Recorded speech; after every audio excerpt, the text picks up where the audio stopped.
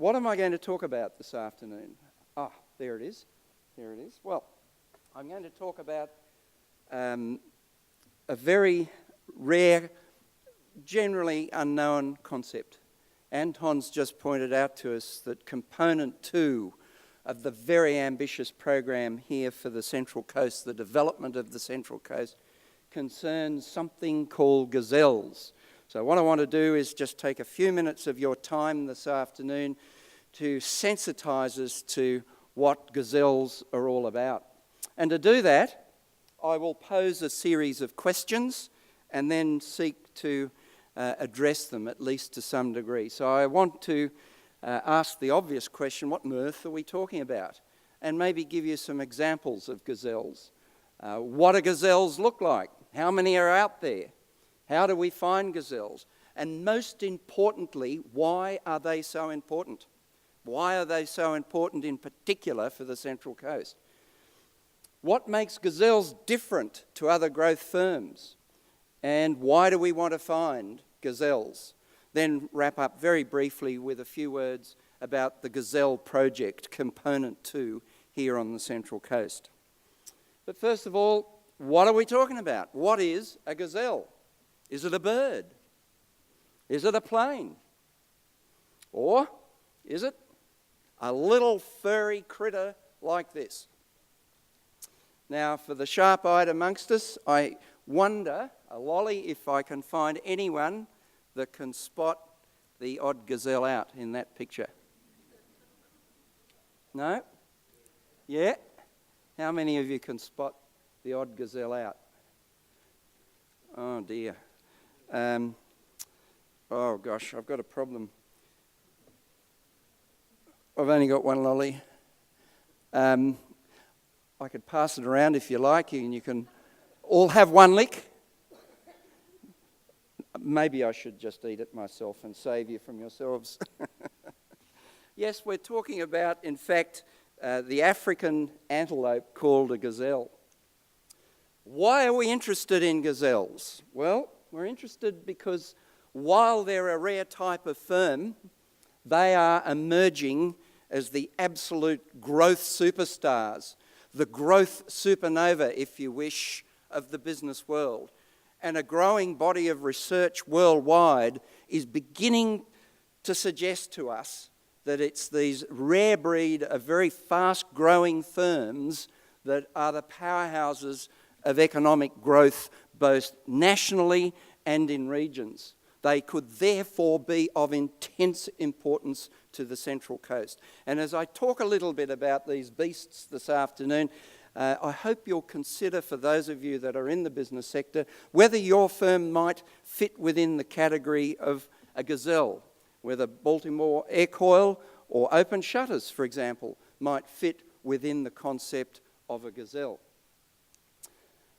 Just to get us a little sense of the kind of beast we're talking about in the business world at least, some classic examples of gazelles include Google. We all know Google, and I'm using examples that most of us will know. Google's compound growth rate, sales growth rate, between 2001, they started in the very late 1990s, between 2001 and 2007, well over 140% per annum. It's slowed down a little since 2007. Other companies include Facebook. It's a private company, but nevertheless, from what limited data we have, we understand Facebook too might be a gazelle. Then at the other end of the spectrum, we've got this company called Hypertech, and you're all wondering maybe, who on earth's Hypertech? Well, Hypertech was the company that I had the pleasure and privilege of developing and running for 7-8 years during the late 1980s and early 1990s. I didn't know it then, but it was a gazelle. Its annual growth rate from a base of $350,000 in the first year of trading to the time I retired from the industry in 1993, when turnover was nearly 29 million, we had comfortably 100% per annum compound growth in sales. That's a lot of growth. I'll come back and talk a little more about Hypertech as we progress. The term gazelle was coined by the US researcher David Birch in his study into the impact of high-growth firms in the United States during the 1980s. It was named after the African antelope that jumps high and then runs incredibly fast to avoid lions and leopards. David Birch defined Gazelles as companies that start from a base year sales of $100,000 and then grow at least 20% per annum thereafter for a number of years. Since that time, since David Birch first coined that concept and that definition, the definition of gazelles has changed enormously. It's expanded and broadened and what have you. But nevertheless, the central core feature of a gazelle is it grows awfully fast. And I'll talk a little bit more about what I mean by that in a second. The Gazelle project that we've established on the Central Coast campus has identified 3 broad gazelle species. The first one are new gazelles, secondly young gazelles, and the third group of firms are what we call late bloomer gazelles.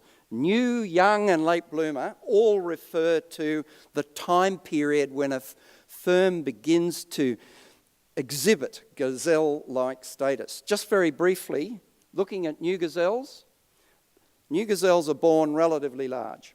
And then from the time of birth, they grow really fast. The minimum criteria are that base year sales of $100,000 and then turnover growth is at least 40% for a minimum of 4 to 6 years after birth. Now, some of you will say, it's not hard to achieve.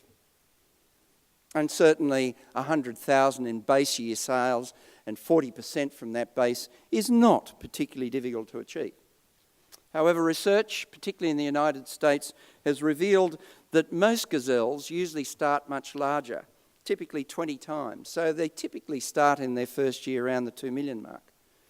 And thereafter they grow like crazy, not at 40% per annum, but anything like or more like 7 to 10 times that, 300 to 400% per annum for a number of years. So I hope, ladies and gentlemen, we're beginning to get the sense that gazelles are high flyers. They grow really fast indeed. And a classic example we all know is Google. The next category are young gazelles. These are firms that start out small. They may stay small for some years and then they hit their straps. Growth takes off, usually at a phenomenal rate. As I say, a minimum of 40% per annum, but typically hugely greater than that. My own company, Hypertech, was classically that. It had been running for nearly 10 years before, in 1987, it commenced its long growth trek. The third group are late bloomers. These are firms that have been going many years. Some of them can be quite large. About a fifth of all gazelles worldwide seem to be late bloomers. Some have been going for 30 years before they hit their growth straps and take off and grow phenomenally fast. A classic example of that would be Apple. Apple's had a series of gazelle periods. The latest started around 2004 and is still going today, fueled by phenomenal products like the iPod, the iPhone, and the iPad. So in sum, firms exhibiting gazelle behaviour may be new, young, or old. They may start gazelle life as small, medium, or large firms, but all firms entering a gazelle phase start off with turnover in that base year, that first year from which we measure it, of at least $100,000, and then grow at least 40% per annum thereafter. Interestingly enough, what I'm now about to tell you is that shape of firm is incredibly rare. And indeed, extensive research in the US, Europe, Scandinavia, and elsewhere reveals that firms that fit these criteria may number no more than 2 to 4% of all firms in a national population. Only 2 to 4%. Just to put that a little bit in perspective, for Australia, the firm population is of the order of 1.8 million firms. 90% of those don't grow. In the main, they're small businesses. Now, 90% is a well-known figure amongst researchers, whether it's the US, the UK, Europe, Scandinavia. It doesn't really matter. It's typically 90% don't grow. Another 6 to 8% grow a bit. Some grow quite well. They're the ones we're more likely to see and say, whoa, that's a growth firm. It's the tiny tip of the iceberg, the 2 to 4% of gazelles that are growing like crazy. In Australia, we guesstimate there might be 35 to 70,000 of them in all. In the United States, where far more research has been done, the estimates vary, but they seem to waver around the 360,000 mark across the United States. The regional picture? Well, some limited research done in the United States and Europe suggests the picture in certain regions. For instance, work has been done in Georgia in the United States and Upper Bavaria in Germany. And again, the picture is similar. Something like 4% of all firms in a regional area, 2 to 4%, are in fact exhibiting gazelle-like behaviour. We don't know what the picture is here in the Central Coast, but we're determined to find out. And where do you find these critters, these high-flying firms? Well, pretty well anywhere, everywhere. In the United States, gazelles are found across nearly all industries and all sectors. Obviously, they're found in high-tech, many of them also in biotech. But they're found in manufacturing, retail, wholesale, distribution, mining, transport and agriculture. They're found in high-growth industries, but curiously, they're also found in very low-growth industries, which suggests there might be something special about the firm more than the industry in which it's operating. I'll come back to that very shortly. However, and here's the difficult bit, gazelles, paradoxically, despite their phenomenal growth, are incredibly hard to see. A few gazelles go global, and we know those. I'm using them as examples today to sensitise us: Google, Apple, Facebook, Twitter. However, interestingly, most gazelles stay national, some even stay regional. Many burrow into highly specialised niches and become world-class experts in those niches. That's what happened to my company, Hypertech, in the IT industry.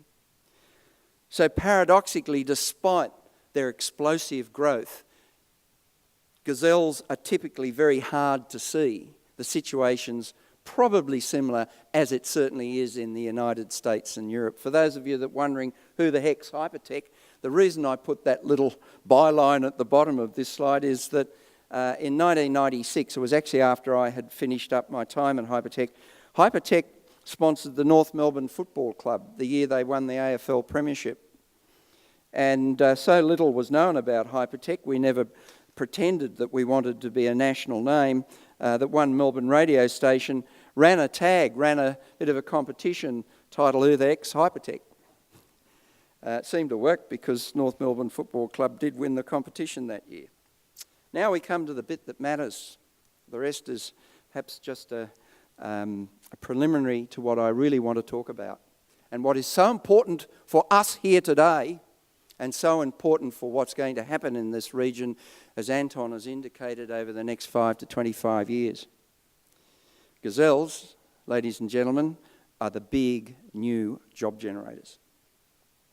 The conventional wisdom prior to Birch's research in the United States during the 1980s was that large corporations and the millions of small businesses created most jobs in the economy. That seemed to be a pretty reasonable form of wisdom. But Birch found otherwise.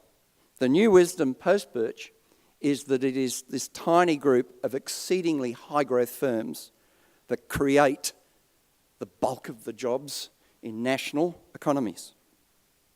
And indeed, many research studies have been undertaken that tend to confirm that view of Birch's. For instance, between 1990 and 1994 in the United States, Gazelles created 5 million jobs. The rest of the economy, principally large corporations and small businesses, lost 800,000 jobs. A further study between 92 and 96, again in the US, revealed that Gazelles created 70% of the jobs. And indeed, there have been some 20 studies conducted since that time, all of which come up with the same conclusion, and that is Gazelles are the big job generators. We ask at university, why? Well, the answer seems to lie in this. Large corporations and the millions of small businesses certainly are the big private sector employers. There is no question about that. However, those employers perfectly naturally and logically and reasonably and rationally want to limit the level of employment in their firms necessary to achieve the revenue and profit figures they seek. We always, in large organisations, seek to get more out of fewer people. That's perfectly natural. At times, large corporations employ. At other times, they tend to retrench. Small business, we know, is always watching the labour line, because labour is probably one of, if not the largest single costs in those businesses. And small business clearly has to watch all costs, including labour costs. Even when we turn to companies that grow to a certain extent, the dominant labour paradigm is still naturally and properly to only employ where you absolutely have to. However, when we get to our gazelles, our small, furry, fleet-of-foot critters, there is a different employment paradigm in play. And that paradigm is, if we are going to capture the opportunity that gives us the opportunity to achieve the growth rates we know we can achieve, we're going to have to employ and go on employing and keep employing more and more and more people. So gazelles tend to operate on a different employment paradigm, a paradigm that says if we're going to achieve the kind of growth rates we believe we can with our opportunity, we are going to have to employ a lot more people and go on employing, and that was certainly the case in my company, Hypertech. It's also true to say from research that gazelles are also major job generators in regional areas as well. Studies have been done in Minnesota and Georgia in the United States, as well as I mentioned earlier in Upper Bavaria in Germany, and again it was found that it was gazelles that were the big new job generators in those regions. It therefore stands to reason, ladies and gentlemen, that gazelles could be big new job generators here on the Central Coast. Gazelles also make other economic contributions very quickly, but I'll come back to this in the next slide. It seems they're major users and creators of innovation, and that's the other big theme for today. They're also important sources of economic gardening, creation of new industries, the creation of new business models. They stimulate support firms, and they certainly stimulate competition. It is becoming increasingly clear, ladies and gentlemen, that gazelles are powerhouses of national and regional development. Let me now come to the last part of what I want to talk about, and that is what makes these fleet-of-foot firms different to other firms. Well, there are two things. The first thing is they seem to do different things. And the second is they seem to do things differently. When we look at do different things, research is still in its early days, but it's becoming increasingly clear that gazelles are brilliant at using or pursuing certain elements of what we now call radical innovation. Radical innovation has 3 bits. One bit is radical creativity. The second is a capacity for advanced development capability. And the third element is a capacity for advanced commercialization capability. Some gazelles are brilliant at coming up with a radically creative idea, the disruptive technology idea, the game changer idea. Think Apple. Some gazelles are brilliant at developing advanced development technologies and capabilities. For that, we might think Google. Google were absolutely superb in taking their search engine and spreading it across the globe and capturing such a large share of the global internet information into their search engine. Some Gazelles are brilliant at commercialising capabilities. For that, we could think of Facebook or Twitter. Both those organisations have used social networking brilliantly to distribute their service worldwide. Some Gazelles are brilliant at all three of the elements of radical innovation. And again, I use Apple and in particular its iPod as an example. So an ability to pursue one or more of the elements of radical innovation seems to be associated with that explosive growth that is absolutely characteristic of Gazelles. But we also know from my own research and research of others that Gazelles appear to do things differently to other growth firms. They don't just do different things, they do things differently. In particular, we know, or we believe, that Gazelle entrepreneurs, that is, entrepreneurs that manage to create Gazelle behaviour and Gazelle outcomes in their firms, seem to pursue creative activities different to other entrepreneurs. They manage risk differently. They tend to be a good deal higher risk. They make decisions differently. They gather and process information differently.